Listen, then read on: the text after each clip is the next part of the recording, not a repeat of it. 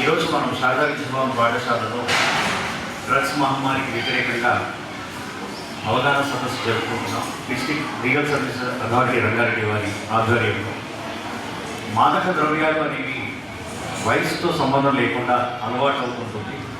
ఎలా మొదలవుతుంది అంటే పర్లేదు ఒక ఫ్యాషన్, ఒక స్టేటస్ సింబల్గా ఈ యొక్క మాదక ద్రవ్యాన్ని తీసుకోవడం అనేది జరుగుతుంది.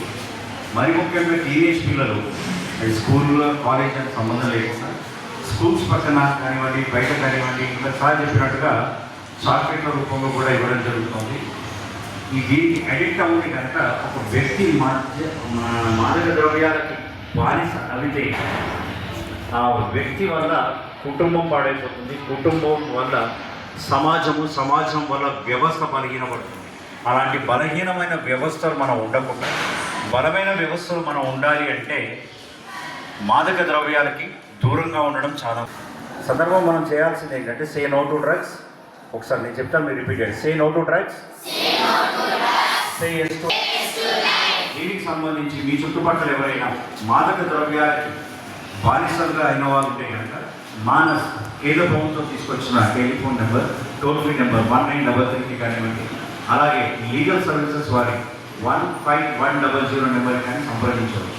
రంగారెడ్డి జిల్లా న్యాయ సేవాధికార సంస్థ చేసిన కార్యక్రమాలు ఏమిటంటే ఈ యొక్క అంశంపై నల్సా స్కీమ్స్ 2015 ప్రకారంగా పాఠశాలలో, కళాశాలలో, సమాజంలో అవగాహన సదస్సులు పెట్టడం, తల్లిదండ్రులకి అవగాహన కల్పించడం, ఉపాధ్యాయ బృందానికి అవగాహన కల్పించడం, అలాగే మాదక ద్రవ్యాలకి బానిసైన వారికి రిహాబిలిటేషన్ కోసం కూడా ఫ్రీ రిహాబిలిటేషన్ సర్వీసెస్ కూడా రంగారెడ్డి జిల్లా న్యాయ సేవాధికార సంస్థ వారు అందిస్తున్నారు. ఈ యొక్క సర్వీసెస్ని పొందండి. మన దేశాన్ని డ్రగ్స్ ఫ్రీ ఇండియాగా మార్చాలి. ధన్యవాదాలు. నేను మాదక ద్రవ్యాలకు దూరంగా ఉంటాను.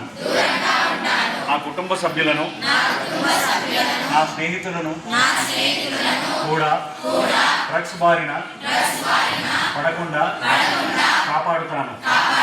డ్రగ్స్ రహిత సమాజ నిర్మాణానికి నా వంతు బాధ్యతను నిర్వర్తిస్తాను. మత్తు మనిషిని నాశనం చేస్తుంది, కానీ చైతన్యం దేశాన్ని నిర్మిస్తుంది. Say no to drugs, say yes to life. Thank you.